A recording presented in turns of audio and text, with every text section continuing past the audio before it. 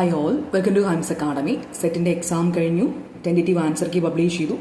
ഇനി നമ്മൾ ക്വസ്റ്റ്യൻ നോക്കിയിട്ടുണ്ടാവും അല്ലെ? എല്ലാവരും തന്നെ ക്വസ്റ്റ്യൻ നോക്കിയിട്ടുണ്ടെങ്കിൽ നമുക്ക് കൃത്യമായിട്ട് അറിയാം നമ്മൾ എഴുതിയ ആൻസറും നമ്മളുടെ ടെൻറ്റേറ്റീവ് ആൻസർ കീയിൽ LBS പബ്ലിഷ് ചെയ്തിരിക്കുന്നതുമായ ആൻസർ തമ്മിൽ എന്തെങ്കിലും തെറ്റുണ്ടോ, അല്ലെങ്കിൽ നമുക്ക് കൃത്യമായിട്ടറിയാം A ആണ് ഓപ്ഷൻ, പക്ഷേ ഇട്ടിരിക്കുന്നത് B ആണ് ഒരു ക്വസ്റ്റ്യൻ്റെ ഓപ്ഷൻ ഇട്ടിരിക്കുന്നത്. അപ്പോൾ തീർച്ചയായിട്ടും നമുക്കതിന് മാർക്ക് കിട്ടാൻ സാധ്യതയില്ലേ? ഉണ്ട്, തീർച്ചയായിട്ടും അതിനുള്ള സാധ്യതകളുണ്ട്.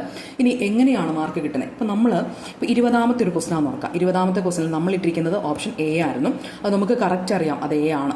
പക്ഷേ അവർ പബ്ലിഷ് ചെയ്തിരിക്കുന്നത് B ആണ്. അങ്ങനെയാണെങ്കിൽ നമ്മൾ ഈ ഒരു ക്വസ്റ്റ്യൻ നമുക്ക് ചലഞ്ച് ചെയ്തു, അത് കറക്റ്റായിട്ട് അവർ അംഗീകരിച്ചിട്ടുണ്ടെങ്കിൽ നമുക്ക് എന്ത് ചെയ്യും? ഇത് ഫൈനൽ ആൻസർ കീ പബ്ലിഷ് ചെയ്യുന്ന സമയത്ത് അവർ ഓപ്ഷൻ എന്താക്കും? A ആക്കും. അപ്പോൾ നമുക്കും A എഴുതി എല്ലാവർക്കും മാർക്ക് കിട്ടും. ദെൻ അതുപോലെ തന്നെ ഇനി Aയും Bയും ആൻസറായിട്ട് വരാം. അങ്ങനെയാണെങ്കിൽ Aയും Bയും എഴുതിയവർക്ക് മാർക്ക് കിട്ടും. ദെൻ ചില കാരണങ്ങളാൽ ഈ ക്വസ്റ്റ്യൻ ഡിലീറ്റ് ചെയ്യാം LBS. അങ്ങനെ വരുമ്പം നമ്മുടെ ടോട്ടൽ എന്ത് ചെയ്യും? അത്രയും കുറയും. അതായത് 120 എന്നുള്ളത് 119 കുറയും. അപ്പോൾ 116 ജയിക്കാൻ വേണ്ടിയിട്ട് നമുക്ക് 115 മതിയായിരിക്കും. ഓക്കെ, ഇങ്ങനെയാണ് നമുക്ക് ഓപ്ഷൻ ഉള്ളത്. അപ്പോൾ തീർച്ചയായിട്ടും നമുക്കിത് ഉപകാരപ്രദം തന്നെയാണ്. ഇനി നമുക്കിത് എങ്ങനെ ചെയ്യാം എന്ന് നോക്കാം. അപ്പോൾ ഇവിടെ നമ്മൾ ആൻസർ കീ ഇതുവരെ നോക്കിയിട്ടില്ലാത്തവരാണെങ്കിൽ ഇവിടെ ആൻസർ കീ പബ്ലിഷ്ഡ് കിടപ്പുണ്ട്. അപ്പോൾ ജസ്റ്റ് ആൻസർ കീ എടുത്ത് നോക്കുക. നമ്മുടെ ജനറൽ പേപ്പർ ആണെങ്കിലും സബ്ജക്ട് പേപ്പർ ആണെങ്കിലും നമ്മുടെ ആൻസറും അവർ തന്നിരിക്കുന്ന ആൻസറും തമ്മിൽ കമ്പയർ നോക്കുക. ഏതെങ്കിലും മിസ്റ്റേക്സ് ഒക്കെ ഉണ്ടോ എന്ന് കൃത്യമായിട്ട് കമ്പയർ നോക്കുക. കണ്ടിട്ടുണ്ട് അങ്ങനെ ഒരു ആൻസറിൽ നമ്മൾ വ്യത്യാസം കണ്ടിട്ടുണ്ടെങ്കിൽ നമുക്ക് അവിടെ ആദ്യം കുറച്ച് കാര്യങ്ങൾ ശ്രദ്ധിക്കാം. അതായത് നമുക്കിവിടെ ഒരു അഡ്രസ്സ് പറഞ്ഞിട്ടുണ്ട്, director LBS centre for science and technology, Palayam, Thiruvananthapuram ഈ ഒരു അഡ്രസ്സിലേക്കാണ് നമ്മൾ കംപ്ലൈൻറ്റ് ഈ പറഞ്ഞിരിക്കുന്ന ഇവിടെ ഒരു പ്രിസ്ക്രൈബ്ഡ് ഫോർമാറ്റ് പറഞ്ഞിട്ടുണ്ട്. ആ ഫോർമാറ്റിൽ നമ്മൾ അയച്ചു കൊടുക്കേണ്ടത്. കൃത്യമായിട്ടുള്ള ഒരു ഫോർമാറ്റ് ഉണ്ട്. ആ ഒരു ഫോർമാറ്റിൽ നമ്മൾ എന്ത് ചെയ്യണം? നമ്മൾ അയച്ചു കൊടുക്കണം. ഇതാണ് അതിൻ്റെ ഫോർമാറ്റ് എന്ന് പറയുന്നത്. അപ്പോൾ പേപ്പർ 1 ആണെങ്കിൽ നമ്മൾ ഒരു 10ാമത്തെ ക്വസ്റ്റ്യൻ ആണ്. അപ്പം പേപ്പർ 1 നമ്മുടെ ക്വസ്റ്റ്യൻ ബുക്കിലെറ്റ് നമ്പർ, ദെൻ ഏതാണ്, A ആണോ B ആണോ വേർഷൻ, 10ാമത്തെ ക്വസ്റ്റ്യൻ. അതിൽ ആൻസർ പബ്ലിഷ് ചെയ്യുന്ന A ആണ്, പക്ഷേ ആൻസർ കറക്റ്റായിട്ട് വരുന്നത് B ആണ്. ഇനി റീസൺ ചലഞ്ച് വിത്ത് പ്രൂഫ് എന്തുകൊണ്ടാണെന്നുള്ളത് ഇപ്പം മാത്സ്, അതായത് ഇപ്പോൾ ഏതെങ്കിലും പ്രോബ്ലം വൈസ്ഡ് ആയിട്ടുള്ള ക്വസ്റ്റ്യൻസ് ഒക്കെ ആണെങ്കിൽ അത് നമ്മൾ ചെയ്ത് കാണിച്ചാൽ മതി. കൃത്യമായിട്ട് ഹാൻഡ് റിട്ടൺ ആയിട്ട് നമ്മളതിൻ്റെ കൃത്യമായിട്ടുള്ള സ്റ്റെപ്സ് യൂസ് ചെയ്ത് കാണിച്ചാൽ നമുക്ക് അവിടെ അതിന് മാർക്ക് സ്കോർ ചെയ്യാനായിട്ട് പറ്റും. ദെൻ മറ്റ് കേസുകളിലൊക്കെ ആണെങ്കിൽ നമ്മൾ ഇപ്പോൾ ഫോർ എക്സാമ്പിൾ LBSൻ്റെ സൈറ്റിൽ ഇപ്പം 2020 ആ ക്വസ്റ്റ്യൻ വന്നപ്പം ആൻസറിനകത്ത് നമ്മൾ എഴുതിയ ആൻസർ തന്നെയായിരുന്നു അന്ന് കൊടുത്തിരുന്നത്. പക്ഷേ ഇപ്പോൾ നോക്കിയപ്പോൾ അത് മറ്റൊരു ആൻസറാണ്. അങ്ങനെയാണെങ്കിൽ ആ LBSൻ്റെ ഒത്തൻറ്റിക്കേറ്റഡ് ആയിട്ടുള്ള വെബ്സൈറ്റ് തന്നെ നമുക്ക് പ്രൂഫ്, അല്ലെങ്കിൽ അവിടെ നിന്നുള്ള ആ സ്ക്രീൻഷോട്ട് തന്നെ നമുക്ക് പ്രൂഫായിട്ട് വെക്കാനായിട്ട് പറ്റും.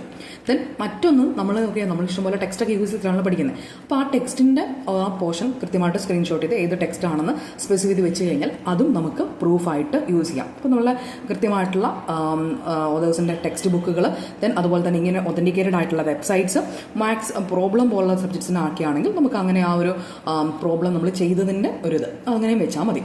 ഇനി ഇവിടെ ഒരു പ്രത്യേകം ശ്രദ്ധിക്കേണ്ടത്, നമ്മൾ എത്ര ക്വസ്റ്റ്യൻ ചലഞ്ച് ചെയ്യുന്നോ അതിനനുസരിച്ച് നമ്മൾ 300 രൂപ വെച്ച് അടയ്ക്കേണ്ടതായിട്ട് വരും. അതായത് ഒരു ക്വസ്റ്റ്യനാണ് 300 രൂപ എന്ന് പറയുന്നത്. അങ്ങനെ വരുന്ന കേസിൽ നമുക്ക് ചെയ്യാൻ പറ്റുന്ന കാര്യം, ഇപ്പോൾ നമ്മൾ കെമിസ്ട്രിയാണ്, നമ്മളുടെ ഫ്രണ്ട്സ് 4 പേര് കെമിസ്ട്രിക്കാരുണ്ട്. അപ്പം നമുക്കൊരു 4 ക്വസ്റ്റ്യൻസ് അതിൻ്റെ അകത്ത് നമുക്ക് മിസ്റ്റേക്ക് കാണുകയും ചെയ്യും. അങ്ങനെയാണെങ്കിൽ 4 പേരും ഓരോ ക്വസ്റ്റ്യൻ വെച്ച് ചലഞ്ച് ചെയ്യാം. അപ്പോൾ 300 രൂപ വെച്ച് നമുക്ക് ആവത്തുള്ളൂ. അപ്പം നമ്മൾ ചെയ്യുമ്പോൾ നമ്മളെടുത്ത DDയുടെ നമ്പരും ഡേറ്റും DD എമൗണ്ട് എത്രയാണെന്നുള്ളതും നമ്പർ ഓഫ് ക്വസ്റ്റ്യൻ ചലഞ്ചും ഇവിടെ വെക്കണം. ഇനി നമ്മളുടെ റീഫണ്ട് ഡീറ്റെയിൽസ് ആണ്, അതായത് നമ്മളുടെ റോൾ നമ്പർ, ദെൻ അതുപോലെ തന്നെ നമ്മളുടെ റീഫണ്ട് ഡീറ്റെയിൽസ് എന്ന് പറയുമ്പോൾ ഇത് കറക്റ്റായി, അതായത് നമ്മൾ അയച്ചു കൊടുത്തവർ അംഗീകരിച്ചു, ഓപ്ഷൻ മാറി വന്നിട്ടുണ്ടെങ്കിൽ ഈ പൈസ നമുക്ക് തിരിച്ചു കിട്ടാനുള്ള ഓപ്ഷൻ ഉണ്ട്.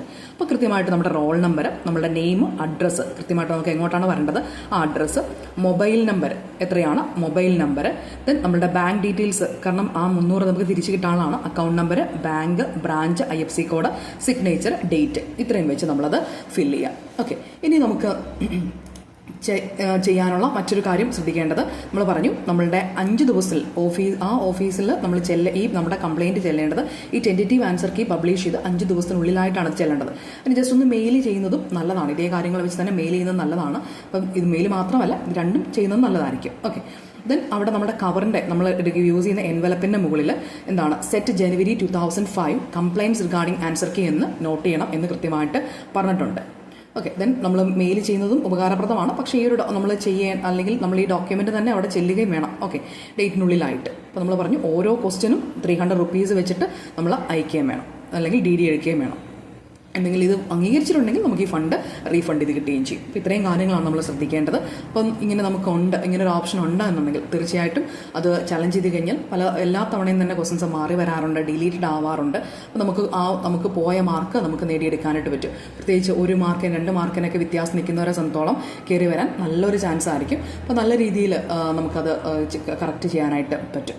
ഓക്കെ, ഇനിയും നിങ്ങൾ ആരെങ്കിലും സെറ്റിന് വേണ്ടി പ്രിപ്പയർ ചെയ്യുന്നുണ്ടെങ്കിൽ നമുക്ക് ഇത്തവണത്തെ ഇത് പേപ്പർ 1 എല്ലാവരും ഡിഫിക്കൽട്ടാണെന്ന് പറയുമ്പോഴും നമ്മളുടെ ഹൈംസ് അക്കാഡമിയിൽ പേപ്പർ 1 നമ്മുടെ കുട്ടികൾക്ക് ഒരു ഡിഫിക്കൽട്ടായിട്ടുള്ളൊരു എക്സാം ആയിരുന്നില്ല എന്നുള്ളതാണ്.